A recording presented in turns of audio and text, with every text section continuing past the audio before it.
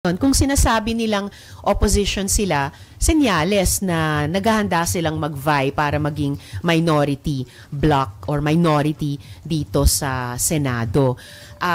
Kung makukuha nila yung label ng minority, may option pa rin po ako or kami kung magdesisyon po kami na isang independent bloc na magpapatuloy talaga sa pag-check and balance, magpapatuloy sa pag-fiscalize, at pati sa labas ng Senado, magpapatuloy sa pagbubuo ng oposisyon.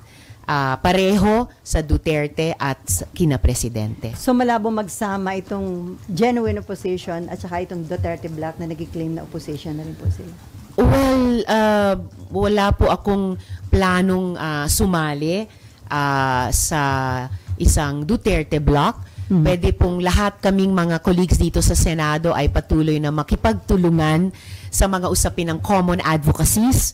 Ito man ay proteksyon sa kababaihan, ito man po yung iba pang binanggit kong priority legislative agenda pa rin sa huling 2 linggo ng sesyong 19th Congress, pati sa mga public services at utilities tulad ng tubig at saka kuryente at yung pagsugpo sa POGOs. Pero sa mga usaping politikal at mga susunod na elektoral, tingin ko importante panatilihin at lalong palawakin, lalong palakasin yung poll na oposisyon.